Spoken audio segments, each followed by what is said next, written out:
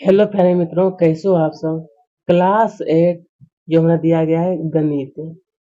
ये जो प्रिय विद्यार्थी है 8 ग्रेड अभ्यास पुस्तिका होगी अध्याय नंबर 5। आखिरकार ये जो अध्याय नंबर 5 है, जिसका अध्याय का जो नाम यहाँ पर बताया आपका कि वर्ग वर्ग और वर्गमूल। तो प्रिय विद्यार्थी, इस अध्याय का आपको एक एक करके मैं हल कराने वाला हूँ।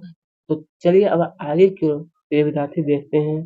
और दोस्तों, यहाँ पर जो नीचे में कुछ आपको पॉइंट आपको बताया गया ना, इससे आप लोग अच्छी प्रकार से ध्यान से देख लीजिएगा कि क्या बताया गया है इस पाठ में आपको। तो चलिए अब इसके हम लोग सीधे प्रश्न की ओर देखते हैं। तो प्रिय विद्यार्थी, इस अध्याय का भी मैंने अच्छी प्रकार से नोट्स तैयार कर लिया और सभी नई बुक वाला प्रश्न यहाँ पर। चलिए, प्रश्न एक में से कहा गया है संख्या पैटर्न 1, 4, 9, 16, 25 और जो 36 दिया गया है।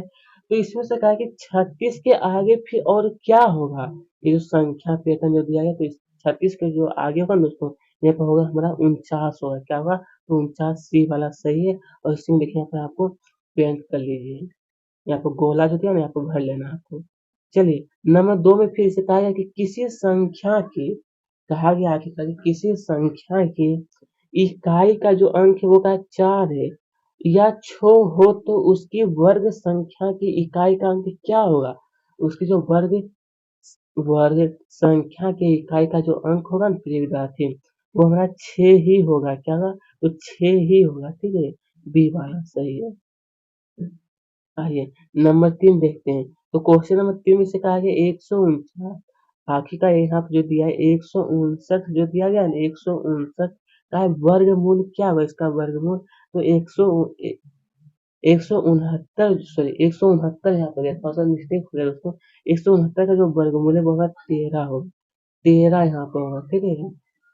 नंबर 4 में फिर से कहा गया कि किसी 6 सेंटीमीटर भुजा वाले वर्ग का जो क्षेत्रफल है, वर्ग का जो क्षेत्रफल होगा ना, वो यहाँ पर होगा डी वाला 36 सेंटीमीटर स्क्वायर होता है। 36 सेंटीमीटर स्क्वायर यहाँ पर होगा। ठीक है, डी ऑप्शन। नंबर 5, तो नंबर 5 से फिर पूछा गया कि 5.5 मीटर भुजा वाले एक वर्गाकार कमरे में कालीन कालीन बिछाने के लिए कितने वर्ग मीटर कालीन की आवश्यकता होगी। आखिरकार या कितने वर्ग मीटर कालीन की आवश्यकता होगी। तो यहाँ पर ऑप्शन नंबर ए जो आप देखें ना, 30.2 वर्ग मीटर होगा। ठीक है, ये ए वाला जो ऑप्शन है हमारा बिल्कुल सही है। आपको 4 ऑप्शन दिया है ना, तो ए वाला 30.25 वर्ग मीटर होगा। तो चलिए प्रिय विद्यार्थी, अब हम लोग देखेंगे क्वेश्चन नंबर 6। तो 6 में से कहा है कि संख्या 44, ये जो संख्या दिया है 44 का गुना किए बिना ज्ञात कीजिए। वर्ग गुना वर्ग गुना किए बिना ही आपको यहाँ पर क्या ज्ञात करने की है। तो आइए इसको ज्ञात करने का एक विशेष तरीका मैं बता रहा हूँ आपको। लिखना है कि 44 का जो वर्ग है, तो लिखना है कि 40 प्लस 4 का होल स्क्वायर। तो हम लोग फिर लिख सकते हैं कि 40 प्लस 40/4, इतना तो हम लिख सकते हैं। क्या लिख सकते हैं ना? तो फिर उसके बाद फिर इतना लिखे हम लोग लिख सकते हैं। वर्ग को जब हम लोग हटाते हैं तो इस प्रकार से हम लोग लिख सकते हैं। तो देखिए 40 गुने 40 करेंगे तो ये जो हमारा 1600 हो जाएगा। और 40 गुने 4 करेंगे तो 160 होगा। फिर से 4 गुने 40 तो 4 गुने 40 करेंगे तो हमारा 160। और ये 4 गुने 4 116 होगा। तो इस प्रकार से हमारा 1939 का सही आंसर हो जाएगा। नंबर 7 देखिए, तो क्या है हल ज्ञात करने। यहाँ पर जो क्वेश्चन जो दिया है ना, इसका हल ज्ञात करना। तो आइए इस प्रकार से आप लोग इसका लिखना है कि ये जो दिया है हमारा, ये जो दिया है रूट के अंदर 248 प्लस का, फिर दिया है रूट के अंदर 52 प्लस 12। तो ये दोनों को सबसे पहले आपको जोड़ लेना है। तो जोड़ने के बाद हमारा आता है 64 आता है। तो 64 का जो वर्गमूल होता है प्रिय विद्यार्थी, 64 का जो वर्गमूल होता है ना, 248 और 64 का जो होता है वो हमारा 8 होता है। तो 248 में जब हम लोग 8 को जोड़ेंगे तो हमारा 256 आएगा। तो 256 का जो वर्गमूल होता है वो हमारा 16 होता है। ठीक है। आइए, अब यहाँ पर क्वेश्चन नंबर 8 में फिर पूछा पाइथागोरस त्रिक लिखिए और इसका एक सदस्य 12 है। पाइथागोरस त्रिक आपको लिखना है। तो पाइथागोरस त्रिक का जो सूत्र होता है 2m एम स्क्वायर माइनस का 1 और एम स्क्वायर प्लस का 1 होता है। तो इससे आपको कहा गया कि 2m बराबर का 12 होता है, यानी कि हम लोग m बराबर 12/2 निकालेंगे। तो 2 से जब हम लोग 12 काटेंगे तो हमारा m बराबर 6 यहाँ पर क्या निकल जाएगा ना। तो अब यहाँ पर क्या है, अब m स्क्वायर माइनस का 1, तो इसको निकालने के लिए 6 का स्क्वायर माइनस का 1 करिए। उसके बाद फिर कि 36 माइनस 1 बराबर का यहाँ पर 35 होगा। 35 जब हो जाएगा तो फिर आगे आपको लिखना कि एम स्क्वायर प्लस का 1 बराबर का 6 स्क्वायर प्लस का 1 बराबर का 36 प्लस 1 बराबर का 37। इस प्रकार से दोस्तों हम लोग पाइथागोरस त्रिक निकाल सकते हैं। इसका एक जो सदस्य जो था वो 12, इस प्रकार से आप लोग हल कर लीजिए। आइए नंबर 9 फिर कहा कि अभाज्य गुणनखंड विधि से दी गई संख्या के वर्गमूल ज्ञात कीजिए। 1296 ये दिया 289, इसका अभाज्य गुणनखंड विधि के द्वारा। तो आइए दोस्तों एक नंबर जिसे था ना 1296 दिया है, तो इसका सबसे पहले आपको इस तरह से गुणनखंड निकाल लेना है। गुणनखंड देखिए इस तरह से आप लोग अच्छी प्रकार से निकाल लीजिए। उसके बाद 1296 का जो गुणनखंड है 2 गुने 2 गुने 2 गुने 2 3 गुने 3, यानी कि 2 जो है वो 4 बार आया और 3 भी कितना 4 बार आया है। तो 2 के बदले 1 निकलता है, 2 के बदले 1, यानी 4 है तो 2 2 को निकलेगा।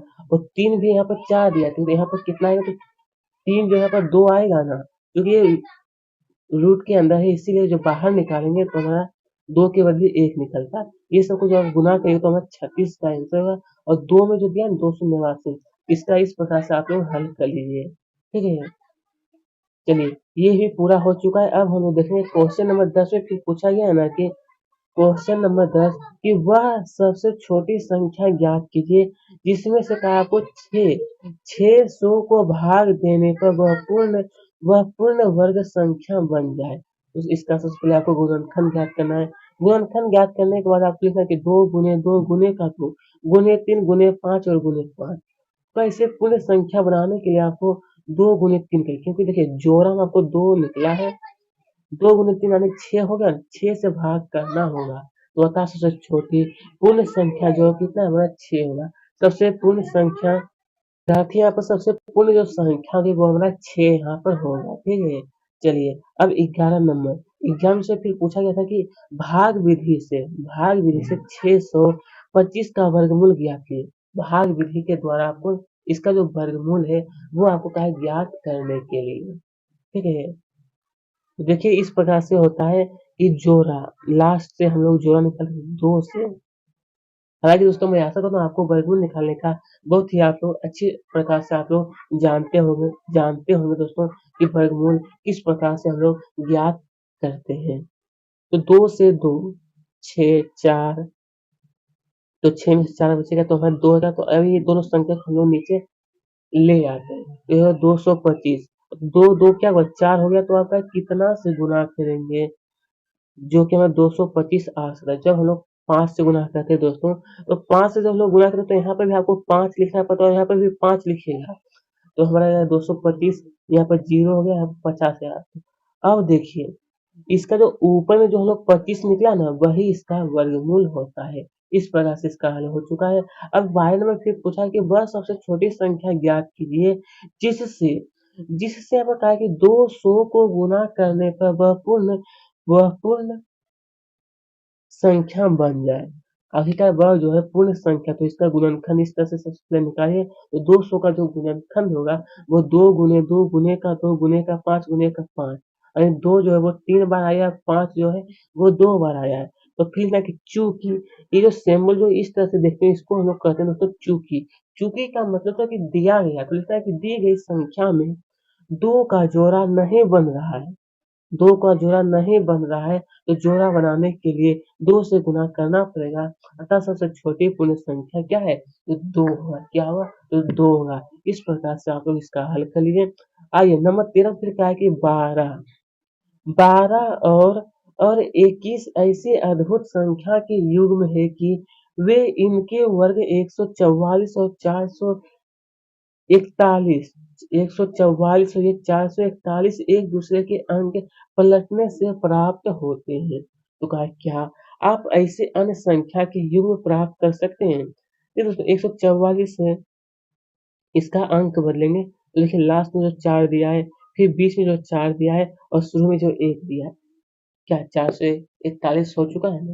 यानी अंक पलटने से तो इसी प्रकार से आपको क्या है कुछ संख्या ज्ञात करने के लिए तो लिखना है कि हाँ, ऐसे युग्म जो है वो 13 और 31 का हो जाएगा। तो 13 का जो वर्ग है 169 होता है, तो 31 का जो वर्ग होता है वो 961 होता है। क्या ये दोनों का उल्टा हुआ ना? तो क्या है? हाँ, है। जो एक दूसरे के अंक पलटने से प्राप्त होता है तथा दूसरा संख्या अगर आप मानिए तो 102 हो जाएगा और 201 ये दोनों भी क्या है वर्ग करने पर 10,404 है। ये हमारा 4,401 हो चुका है। इस प्रकार से आप लोग इन्हें भी हल कर लीजिएगा। आइए अब यहाँ पर एक व्यापक ड्रिल अभ्यास के लिए विभिन्न स्कूलों में यहाँ पर बताया गया है ना आपको प्रिय विद्यार्थी कि 6250 विद्यार्थियों को पंक्तियाँ में इस प्रकार व्यवस्थित किया जाता है कि प्रत्येक पंक्ति में उतने ही विद्यार्थी रहे जितने की पंक्ति की संख्या है। ऐसे करने पर प्रशिक्षक यह पाता है कि 9 विद्यार्थी शेष रह जाता है, तो इस वर्ग की प्रत्येक पंक्ति में विद्यार्थी की संख्या ज्ञात कीजिए। तो विद्यार्थी की संख्या ज्ञात करने के लिए आपको क्या करना पड़ेगा? सबसे पहले आपको यहाँ पर दिया है 6250 विद्यार्थी है, तो इसका सबसे पहले आपको क्या करना है?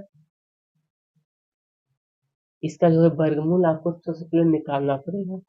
देखिए वर्गमूल ये इस प्रकार से देखिए ऊपर में जो हमारा उत्तर आता है यही हमारा वर्गमूल कहलाता है। तो लिखना है कि रूट के अंदर जो दिया है ना, रूट के जो अंदर है 6250 आने की 79 बच्चे प्रत्येक पंक्ति में होंगे एवं 9 शेष बचेंगे। इस तरह से आप लोग इन्हें निकाल सकते हैं। आइए अब 15 में फिर पूछा कि आप अपने घर के उत्तर की ओर चलते हैं और फिर मुड़कर पश्चिम की ओर चलते हैं, तो ताकि आप अपने मित्र के घर पहुंच जाएं। तो फिर आपसे यहाँ पर फिर पूछा गया कि लौटते समय आप अपने मित्र के घर से अपने घर तक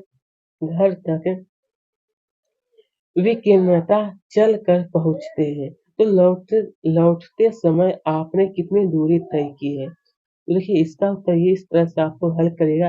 क्या दोस्तों आपको उत्तर लिखने में कोई परेशानी हो रहा है? राइटिंग में परेशानी हो रहा है? मेरे हिसाब से कहीं पर आपको परेशानी नहीं होता होगा। आप लोग इस तरह से रेखा चित्र बना लीजिए। ये पश्चिम होता है, ये हमारा पूर्व कहलाता है। ये ऊपर में जो होता है, ऊपर का जो दिशा होता है हम लोग जो दर्शाते हैं वो उत्तर को हमेशा दर्शाते हैं और नीचे में दक्षिण को दर्शाते हैं। ये शायद पश्चिम तो नीचे फिर आपको लिखना है कि लौटते समय उत्तर और पश्चिम में चली गई दूरी के वर्गों के योग के बराबर दूरी तय किए हैं। ठीक है? तो दोस्तों इसी के साथ आज का ये प्रश्न क्रमांक 15 तक मैंने आपको एक-एक करके हल करा चुका हूँ। तो धन्यवाद प्रिय दोस्तों, मैंने अध्याय नंबर 5 का भी हल करा दिया हूँ।